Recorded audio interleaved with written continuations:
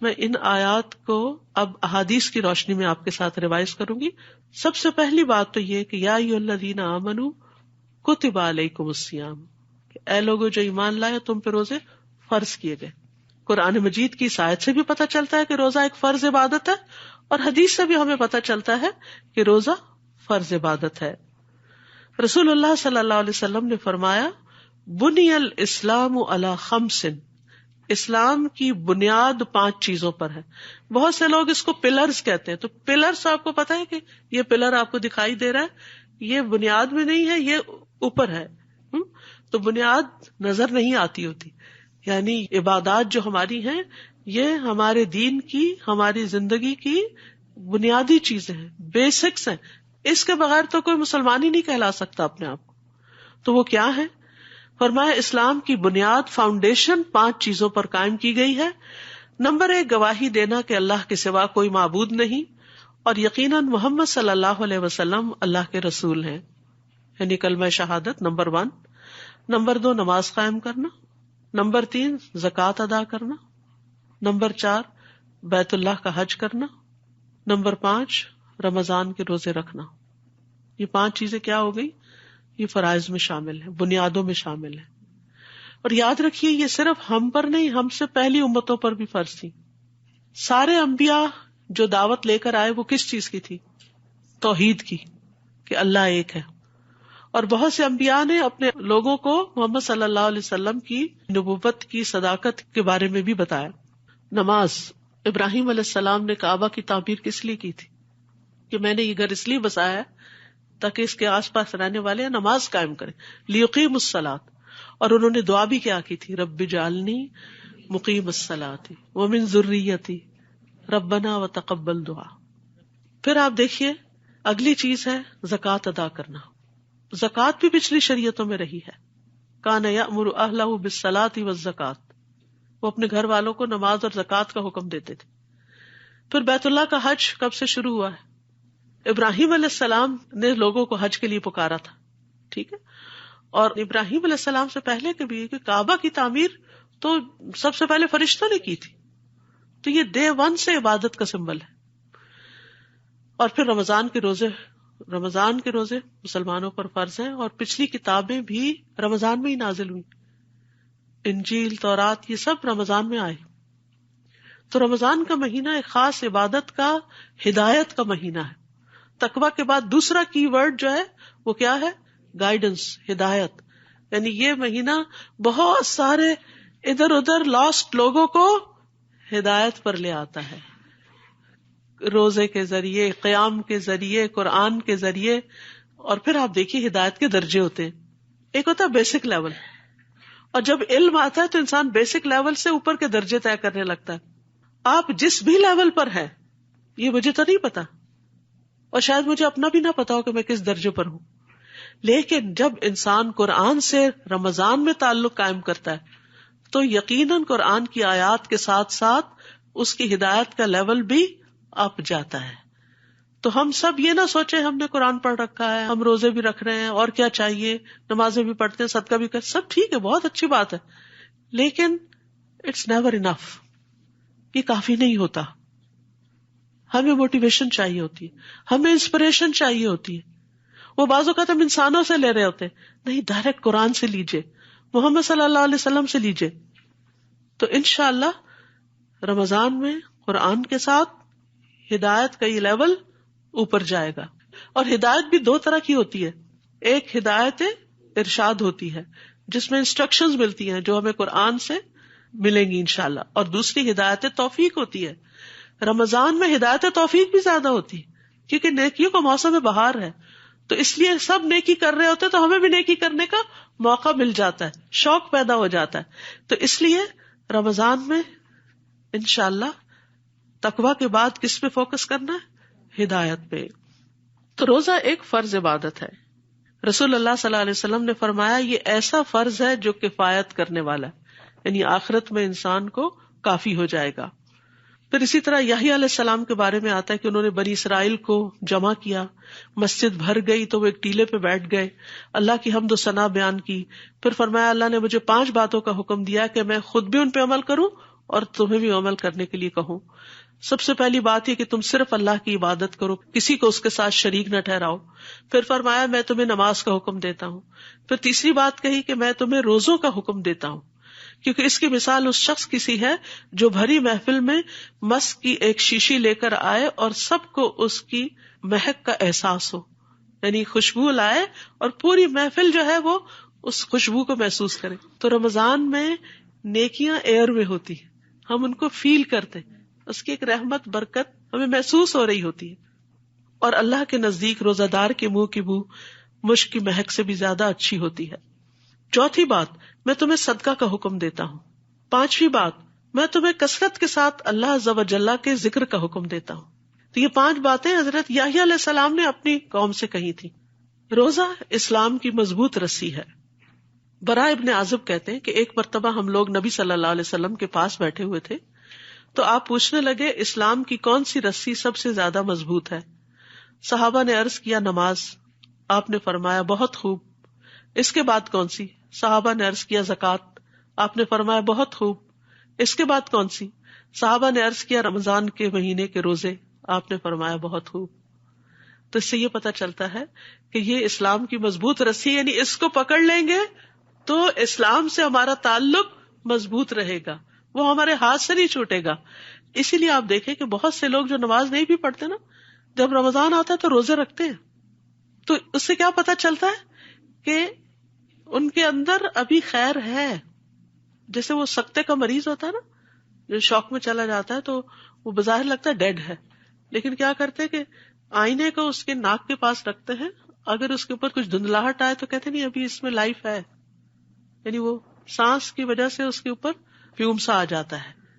تو اسی طرح اگر ایک شخص ٹوٹلی آؤٹ ہے اسلام سے لیکن رمضان آتا ہے اور روزہ رکھنا شروع کر دیتا ہے، اس کا مطلب ہے ابھی اس میں جان ہے، اس میں خیر ہے. رمضان میں اگر یہ قرآن کی طرف آ جائے تو اس کی خیر باہر نکل آئے گی، وہ بہت اچھا بن جائے گا. تو اللہ سبحانہ وتعالیٰ نے ہمیں بہت بڑی نعمت عطا کی ہے کہ ہم اس سے اسلام کے ساتھ اپنے تعلق کو اور مضبوط کریں. کیونکہ رسی کیا کرتی ہے؟ باندھتی ہے. رسی پکڑنے کے کام آتی ہے، یعنی کسی بلند سے بلند پہاڑ پہ بھی آپ کو چڑھنا ہو تو رسی پکڑ پکڑ کے آپ اوپر ٹاپ پہ جا سکتے ہیں. تو اس لیے روزہ جو ہے ایک مضبوط رسی بھی ہے. قرآن کو بھی رسی کہا گیا، وَاعْتَصِمُوا بِحَبْلِ اللَّهِ جَمِيعًا. تو حدیث میں آتا ہے قرآن جو ہے وہ حبل اللہ المتین ہے، اللہ کی مضبوط رسی ہے.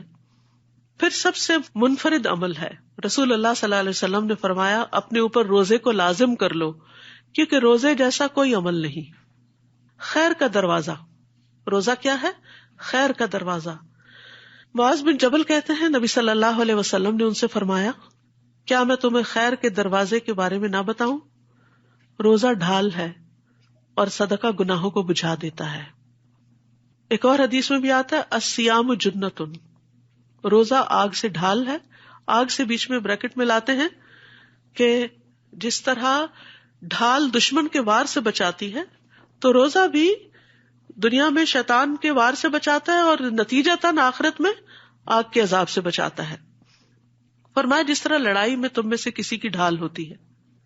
ایک اور حدیث میں فرمایا بے شک روزہ تو ایک ڈھال ہے جس کے ذریعے بندہ جہنم سے اپنا بچاؤ کرتا ہے. اللہ تعالیٰ فرماتا ہے روزہ خاص میرے لیے ہے، لہٰذا اس کا بدلہ بھی میں ہی دوں گا، میں خود دوں گا، خود جزا دوں گا. تو آپ دیکھیے وہ اعلیٰ ترین جزا ہے جو رب اپنے ہاتھ سے دے کسی کو. قرآن مجید میں ڈرنکس کی کئی قسمیں بیان ہوئی ہیں. ایک یہ ہے کہ اہل جنت ڈرنک کی نہر خود نکال لے جائیں گے. اس سے اگلا لیول یہ ہے کہ جنت کے جو ولدان ہوں گے غلمان وہ شراب سرو کریں گے.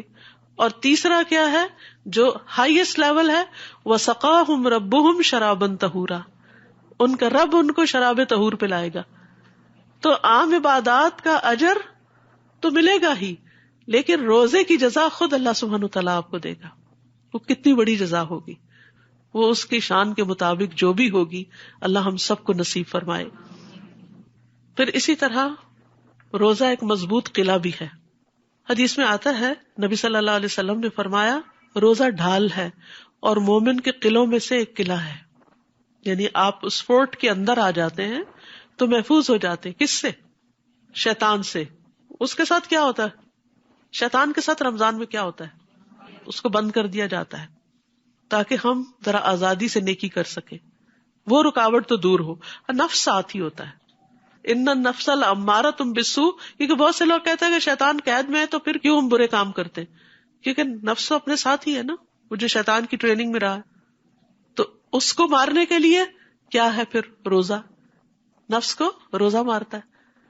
تو پھر روزے سے اسٹرینتھ حاصل ہوتی چلی جاتی ہے ان چیزوں سے فائٹ کرنے کی.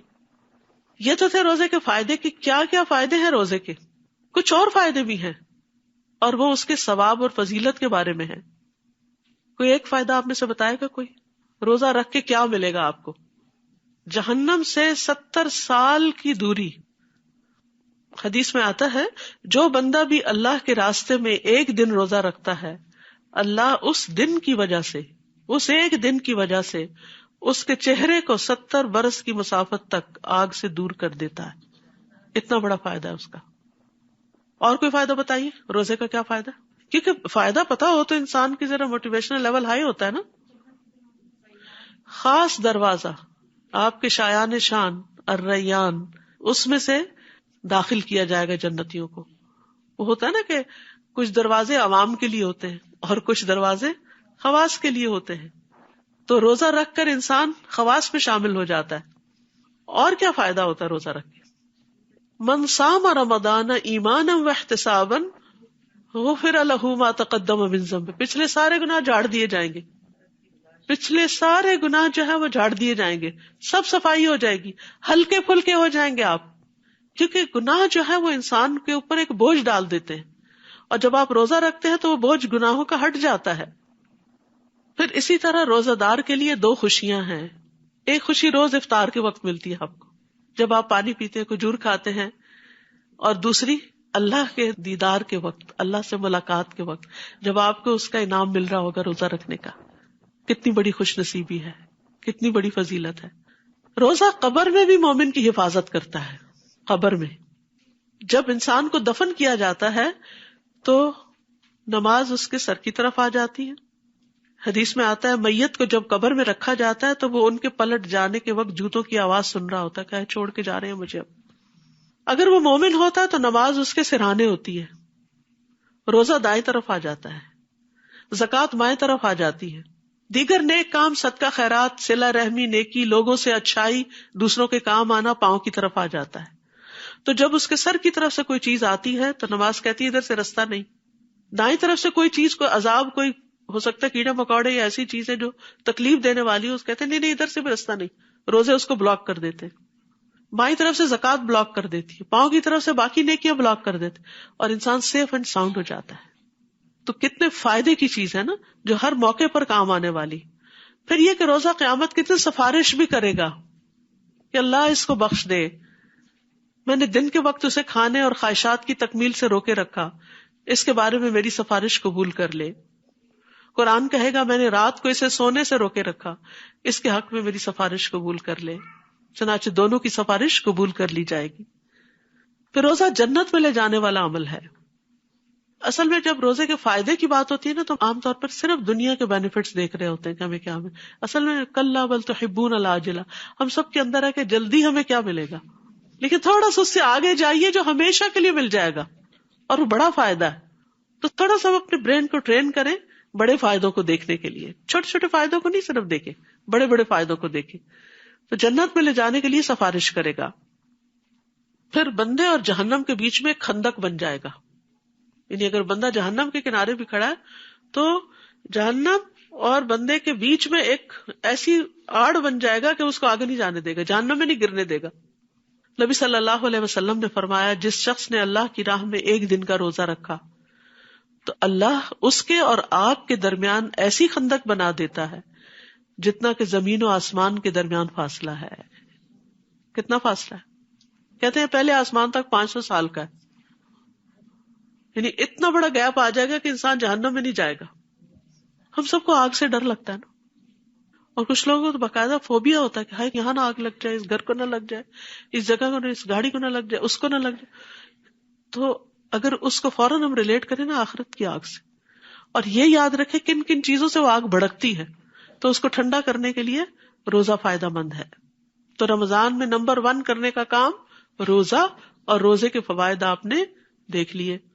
اس کے علاوہ ہیلتھ بینیفٹس وغیرہ بھی ہیں، لیکن یاد رکھیے روزہ ہیلتھ بینیفٹس کے لیے نہیں رکھنا. وہ تو مل ہی جائیں گے، وہ اگر نیت نہیں بھی ہوگی نا وہ بینیفٹس تب بھی مل جائیں گے، کیونکہ روزہ رکھنا ہے اللہ کی خاطر. ہمارے دین میں نیت بہت زیادہ کاؤنٹ ہوتی ہے. یعنی یہ نہ سوچے اچھا کوئی بات نہیں ڈائٹنگ ہی ہو جائے گی، اچھا کوئی نہیں ذرا میری کھانے کی عادتیں ٹھیک ہو جائیں گی. ہو ہی جائیں گی، تو جو چیز ہو ہی جائے گی اس کے پیچھے کیا پڑنا. اصل دیکھیں اس کو جو ہمیں حاصل کرنا ہے، اور وہ آخرت کے بڑے درجات ہیں. ٹھیک ہے. دوسرا کرنے کا کام کیا ہے رمضان میں؟ قرآن سے تعلق. قرآن مجید انزل فیہ القرآن انا انزلناہ فی لیلۃ مبارکہ انا انزلناہ فی لیلۃ القدر. تو یہ مبارک مہینہ ہے، حدیث میں آتا ہے بے پناہ خیر لانے والا ہے. جب رمضان آیا تو نبی صلی اللہ علیہ وسلم نے فرمایا بے شک تم پر یہ مہینہ آ گیا اور اس میں ایک ایسی رات ہے جو 1000 مہینوں سے بہتر ہے.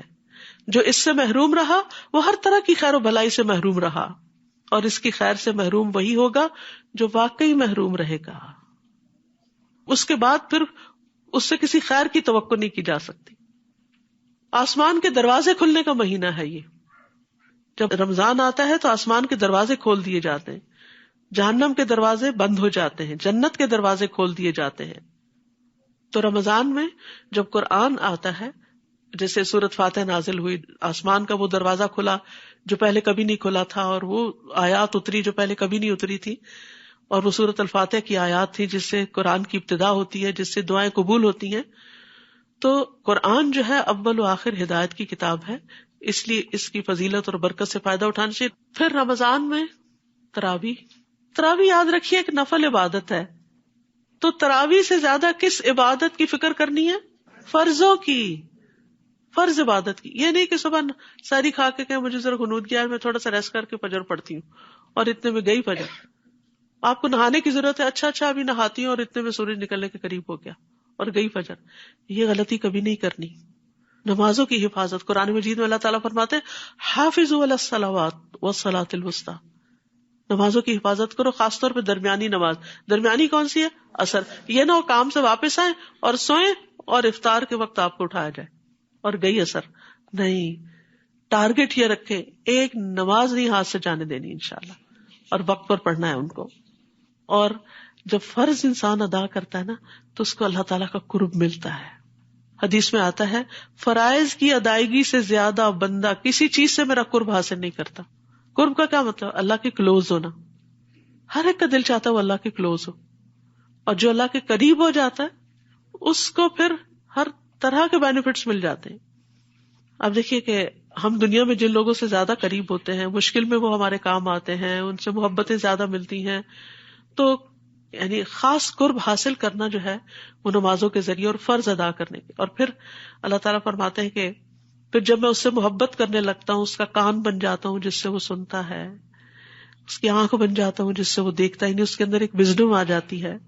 اس کا ہاتھ بن جاتا ہوں جس سے وہ پکڑتا ہے، اس کا پاؤں بن جاتا ہوں جس سے وہ چلتا ہے.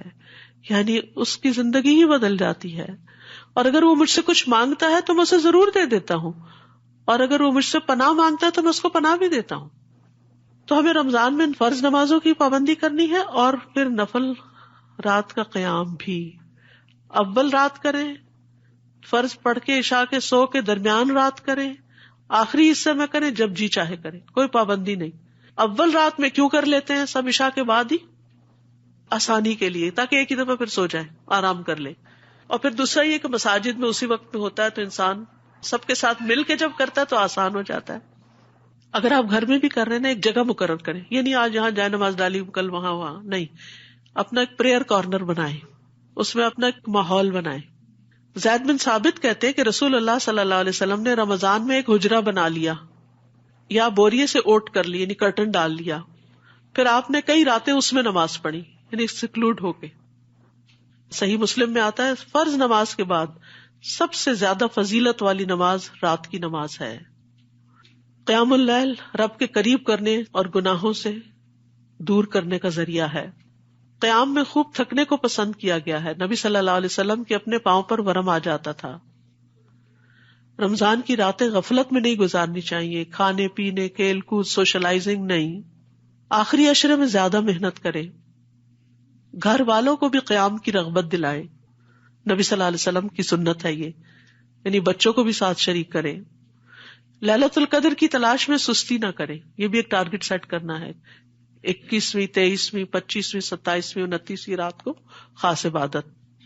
قرآن مجید سے متعلق یہ کہ تراویح میں کوشش کریں کہ ایک پورا قرآن مکمل ہو جائے، دوسرا آپ کا ویسے ناظرہ پڑھ کے مکمل ہو جائے، تیسرا آپ کا سمجھ کے دورہ قرآن میں پورا ہو جائے. تو اللہ سے دعا کریں کہ یہ سارے ٹارگٹس میٹ کر سکیں. پھر کثرت سے اللہ کا ذکر کرنا، کام پہ جا رہے ہیں، کوکنگ کر رہے ہیں، لیٹے ہوئے ہیں، نیند نہیں آ رہی تو ذکر کرنا شروع کر دیں، نیند آ جائے گی. کثرت سے اللہ کا ذکر، کیونکہ سب سے بہترین روزہ وہ ہے جس میں زیادہ سے زیادہ اللہ کا ذکر ہو. اور ذکر کی کئی قسمیں ہوتی ہیں، جیسے اللہ کے ناموں کا ذکر، اس کی صفات کے ساتھ اس کا ذکر، پھر تسبیح، سبحان اللہ، الحمدللہ، اللہ اکبر، لا الہ الا اللہ، لا حول ولا قوت الا باللہ، یہ سارے بھی ذکر ہوتے ہیں. پھر اسی طرح استغفار بھی ذکر کی ایک قسم ہے، آیت کریمہ بھی ذکر کی قسم ہے.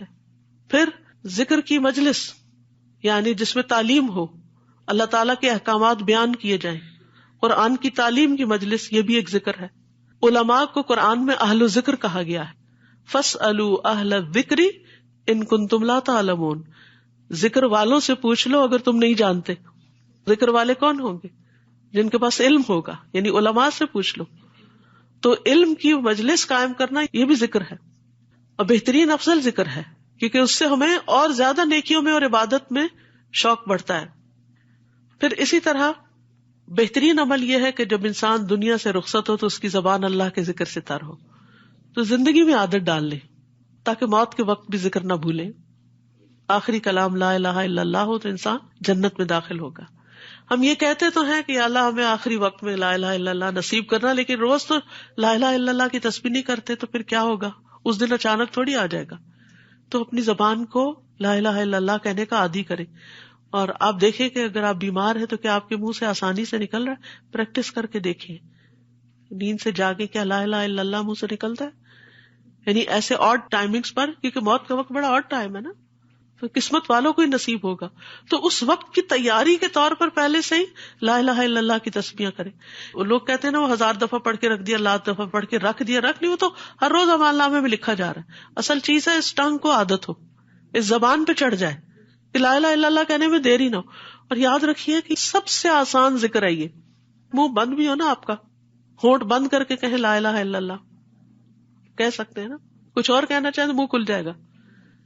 تو مطلب یہ ہے کہ اگر آخری وقت میں، موت کے وقت پر، اگر منہ پہ آکسیجن کا ماسک بھی کسی نے لگایا ہوا، کوئی وینٹیلیٹر پہ بھی ڈالا ہوا ہے، تب بھی زبان ہل کے لا الہ الا اللہ کہہ سکتی ہے. تو اللہ تعالیٰ سب کو نصیب فرمائے. اور یہ بھی یاد رکھیے جیسا ہم اللہ کا ذکر کریں گے نا، اللہ بھی ویسا ہی ہمارا ذکر کرے گا. تنہائی میں کریں گے تو تنہائی میں، سب میں کریں گے تو سب میں. اور خاص طور پر رمضان میں گناہوں کی معافی مانگنی ہے. ویسے تو رمضان ہے ہی گناہوں کی معافی کا ذریعہ، لیکن مانگنی بھی چاہیے. پھر کثرت سے صدقہ خیرات، صدقہ کرنے والوں کے لیے اللہ کی رحمت کی خوشخبری ہے. دن اور رات دونوں وقت صدقہ کرنا. عام دنوں میں ہمیں رات کو صدقہ کرنے کا موقع نہیں ملتا، لیکن رمضان میں آپ تراویح پڑھنے مسجد میں جائیں گے تو جہاں بھی آپ جائیں گے رمضان سے پہلے ہی چینج لے کے رکھ لیجئے.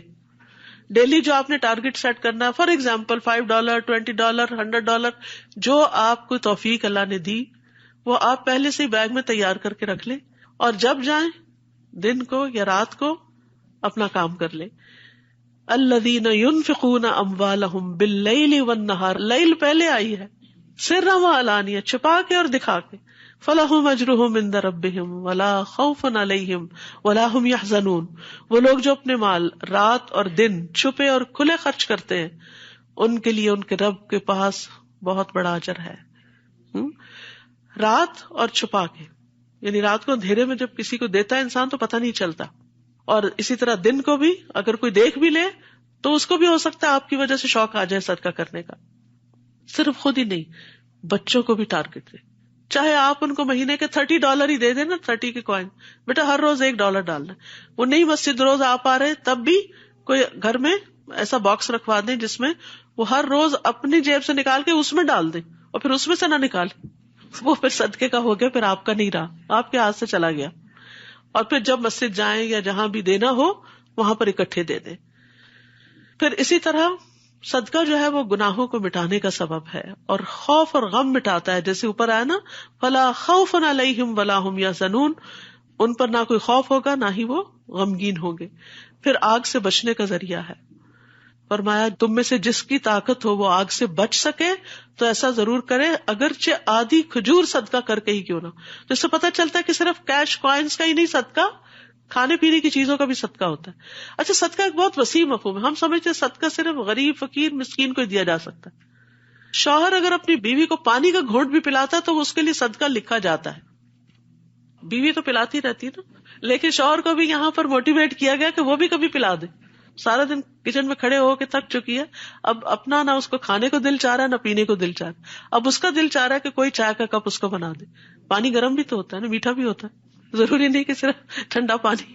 گرم پانی پلا دے، چائے پلا دے، ٹھنڈا پلا دے، کچھ پلا دے تو شوہر کو اس کا بھی ثواب ملے گا. اور اسی طرح بچے بھی. تو ایک دوسرے کو آفر کرنے کی اور گھر میں بھی ایک دوسرے کی مدد کرنا یہ بھی ثواب کا کام ہے. پھر اسی طرح اپنی سحری بنانا یا افطاری بنانا، اس کو بھی نیکی کی نیت سے کریں گے تو وہ بھی انشاءاللہ اس میں شمار ہوگا. پھر اسی طرح 7 طرح کے لوگ ہیں جن کو اللہ تعالیٰ اپنے سائے میں جگہ دے گا، جس دن کوئی سایہ نہ ہوگا اس کے سائے کے سوا. ایک وہ شخص جس نے صدقہ کیا مگر اتنا چھپا کے کہ اس کے اپنے بائیں ہاتھ کو بھی پتہ نہیں چلا کہ دائیں ہاتھ نے کیا دیا. تو چھپا کے خرچ کرنے کی عادت بھی ڈالے، کسی کو پتہ ہی نہ ہو، کسی کو بھی نہ پتا ہو سوائے اللہ کے. صدقہ ویسے تو عام دنوں میں بھی کرنا چاہیے، لیکن نبی صلی اللہ علیہ وسلم کی سنت کیا تھی کہ رمضان میں جب جبریل علیہ السلام سے ملتے تھے تو تیز آندھی سے بھی زیادہ سخی ہو جاتے تھے. یعنی آپ کی خیر ہر ایک کو پہنچتی تھی، یعنی سب کے ساتھ کچھ نہ کچھ بھلائی، کچھ نہ کچھ بھلائی. رشتہ داروں کا بھی خیال رکھنا ہے، غریبوں مسکینوں کا بھی رکھنا ہے، دینی اداروں کا بھی رکھنا ہے، مساجد کا بھی رکھنا ہے. یعنی جہاں کوئی نیکی اور خیر کا کام نظر آئے اس میں حصہ ڈالنے کی کوشش کرنی ہے. حدیث بہت ہی خوبصورت ہے. جبریل علیہ السلام رمضان کی ہر رات میں آپ سے ملاقات کرتے، ہر رات میں ریگولرلی، اور آپ کے ساتھ قرآن کا دور کرتے. غرض رسول اللہ صلی اللہ علیہ وسلم لوگوں کو بھلائی پہنچانے میں بارش لانے والی ہوا سے بھی زیادہ جود و کرم فرمایا کرتے تھے. یاد رکھیے، الکلمۃ الطیبۃ صدقہ، اچھی بات کسی کو بتا دینا صدقہ. بعض اوقات کوئی آپ سے سوال کرتا ہے، مسئلہ پوچھتا ہے، آپ کہتے کیا اس کو اتنا بھی نہیں پتا؟ میں نہیں بتا رہی اس کو، پہلے بتایا تو تھا، پھر دوبارہ وہی بات پوچھ لے. کہ تو بچوں کے ساتھ ہم یہی کرتے. نہیں، اچھی بات ہے نا، کر لے گا کوئی عمل تو آپ کو ہی ثواب ہوگا، وہ بھی صدقہ ہے. الکلمۃ الطیبۃ صدقہ، کلمہ طیبہ صدقہ ہے. رمضان میں خصوصاً روزہ افطار کروانا صدقہ ہے. مختلف مساجد میں جو افطاری کا انتظام ہوتا ہے اس میں کھلے دل سے پیسے ڈالنا، کیونکہ گھر میں بلا کے بعض اوقات اہتمام تو کرتے ہیں لیکن اس میں اتنی مصروفیت ہو جاتی ہے کہ پھر وہ نمازوں کا اور بہت سا اور کام کرنے کا جو ہے نکل جاتا ہے. تو جہاں اجتماعی افطاریاں ہو رہی ہوں، یہاں ہو، بیک ہوم ہو، کہیں ہو، تو افطار میں جو ہے وہ ثواب کیا ہوتا ہے کہ جتنے لوگ آپ کے اس سے روزہ کھولیں گے ان سب کا ثواب ان کو بھی ملے گا اور آپ کو بھی ملے گا. پھر اس کے علاوہ عمومی طور پر نیک اعمال کرنا، خیر اور بھلائیوں کے کام کرنا، کیونکہ ہر روز رمضان میں فرشتہ پکارتا ہے، اے خیر کے طالب خوشی سے آگے بڑھ، اور اے شر کے طالب رک جا، یہاں تک کہ رمضان ختم ہو جاتا. ہر روز پکار آتی. لہٰذا خیر اور بھلائیوں میں سبقت کرنی ہے، اچھی بات کرنا، کھانا کھلانا، والنٹیئر کرنا. جیسے اب یہ دورہ قرآن کا انتظام ہے، اس میں اگر کوئی جلدی آ کر کرسیاں لگا دیتا ہے ایلڈرلی کے لیے، یا کسی بڑے کو اپنی جگہ بٹھا دینا، یعنی بعض اوقات بچیاں کرسیوں پہ بیٹھ جاتی ہیں، اس میں دیکھنا کہ کوئی بڑا آیا ہے تو ان کے لیے جگہ چھوڑ دینا، یہ سارے نیکی کے کام ہیں. یعنی جو من تطوع خیرن، جو خوشی سے نیکی کرے، یعنی والنٹریلی نیکی کرے، کسی کے کہنے پہ نہیں، اپنے دل کی رضامندی سے، تو وہ اس کے اپنے ہی لیے اچھا ہے. آج آپ کسی کو کرسی آفر کر رہے ہیں، ہو سکتا ہے کل کسی شدید ضرورت میں کوئی آپ کو کر دے، کیونکہ جو خیر انسان کرتا ہے واپس اسی پہ پلٹتی. اس کا فائدہ کسی اور کو تو ہوتا ہے لیکن اس کو خود بھی ہوتا ہے. کسی نے خوب کہا تھا کہ نماز نمازی کو آدھے رستے تک پہنچاتی ہے، روزہ بادشاہ کے دروازے پہ پہنچا دیتا ہے، صدقہ ہاتھ پکڑ کے اندر داخل کروا دیتا ہے. اسی لیے ہمارے دین میں صدقے کی بہت اہمیت ہے. سورۃ المنافقون جہاں ختم ہوتی ہے وہاں پر ایک آیت بڑی خوبصورت ہے کہ موت سے پہلے پہلے صدقہ کر لو. کہیں ایسا نہ ہو کہ کوئی یہ کہے کہ اے میرے رب مجھے تو نے تھوڑی سی مہلت اور کیوں نہ دی کہ میں صدقہ کرتا اور میں نیک لوگوں میں شامل ہو جاتا. تو وَلَن يُؤَخِّرَ اللَّهُ نَفْسًا إِذَا جَاءَ أَجَلُهَا، جب موت کا وقت آتا ہے تو اللہ تعالیٰ کسی کو مہلت نہیں دیتا.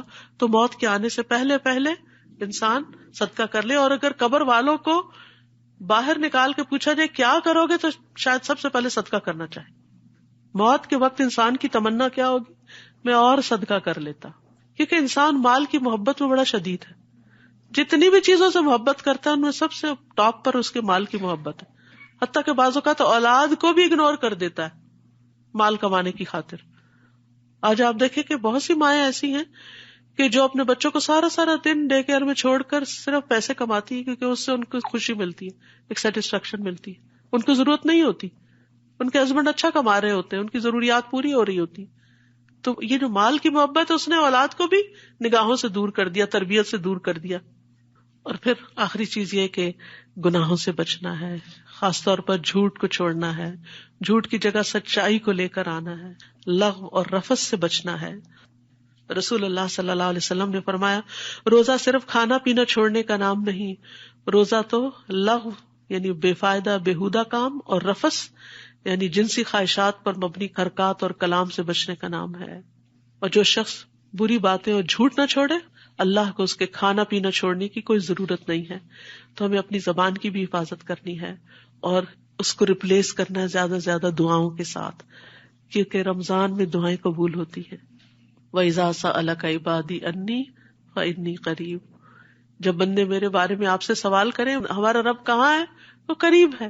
اجیب دعوت الداعی اذا دعانی، میں پکارنے والے کی پکار کو قبول کرتا ہوں جب بھی وہ مجھے پکارتا ہے. فلیستجیبوا لی، انہیں چاہیے بھی میری بات مانا کرے. اگر یہ چاہتے ہیں ان کی دعائیں قبول ہو، ان کی پکار قبول ہو، تو میری پکار پہ بھی لبیک کہیں. ولیؤمنوا بی، اور مجھ پہ اعتماد کریں. لعلہم یرشدون، تاکہ وہ ہدایت پا جائیں. اللہ کے نزدیک دعا سے زیادہ معزز کوئی چیز نہیں. دعا نہ کرنا اللہ کو ناراض کرتا ہے. اٹھے ہوئے ہاتھوں کو اللہ تعالیٰ خالی نہیں لوٹاتا. روزہ دار کی دعا رد نہیں کی جاتی. روزانہ رات کو دعاؤں کی قبولیت کے لیے اللہ تعالیٰ آسمان دنیا پہ نزول فرماتے ہیں. لیلۃ القدر میں خصوصی طور پر معافی مانگنے کی طرف توجہ کرنی چاہیے. اللہم انک عفو تحب العفو فاعف عنی. تو ربنا آمنا فاغفر لنا وارحمنا وانت خیر الراحمین. رب اغفر وارحم وانت خیر الراحمین. اللہم انا نسألک من فضلک ورحمتک فإنہ لا یملکها الا انت. اللہم ابسط علینا من برکاتک ورحمتک وفضلک ورزقک. اللہم انی اسألک النعیم المقیم الذی لا یحول ولا یزول. اللہم انی اسألک النعیم یوم العیلہ والامن یوم الحرب. اے اللہ ہم تجھ سے تیری برکات، رحمت، فضل اور رزق مانگتے ہیں کہ تو ہم پر وہ سب کچھ پھیلا دے. اے اللہ ہم تجھ سے وہ نعمتیں مانگتے ہیں جو ہمیشہ قائم رہے اور تیری اطاعت میں حائل نہ ہو اور کبھی زائل نہ ہو. اے اللہ ہم تجھ سے تنگی کے دن کی نعمت اور جنگ کے دن امن کا سوال کرتے ہیں. اے اللہ تو اپنی رحمت کے ساتھ ہمیں ہر ایک سے بے نیاز کر دے. اللہ ہمیں ساری پریشانیوں سے نجات عطا کر. اللہم رحمتک ارجو فلا تکلنی الی نفسی طرفۃ عین واصلح لی شأنی کلہ لا الہ الا انت. یا رب العالمین تو ہمارے لیے آنے والے دنوں کو بہت آسان کر دے، برکتوں سے بھر دے، اپنی رحمتیں ہم پہ نازل فرما اور ہمارے لیے سفر آسان کر دے. اور رمضان کے بعد ہم پہلے سے بہترین انسان بن چکے ہوں اور ہمارے اندر کسی قسم کا غرور اور کسی قسم کا تکبر نہ آئے. اللہ ہمیں اپنا قرب عطا کرنا، ایمان کی لذت اور حلاوت نصیب فرمانا. یا اللہ جتنی بہنیں آئی ان کا آنا قبول فرما، ان کا بیٹھنا قبول فرما. یا اللہ جتنی بھی بہنیں سن رہی ہیں، جتنے بھی لوگ اس سے استفادہ کر رہے ہیں، یا اللہ ان سب کے سننے کو بینیفیشل کر دے اور اس سے بھرپور فائدہ اٹھانے کی توفیق عطا فرما. یا اللہ تو ہمارے لیے نیکیوں کے راستے آسان کر دے، برائیوں کے راستے مشکل کر دے. یا اللہ تو ہمیں قبر کے عذاب سے بچانا، جہنم کے عذاب سے بچانا اور جنت الفردوس میں اپنا دیدار عطا فرمانا.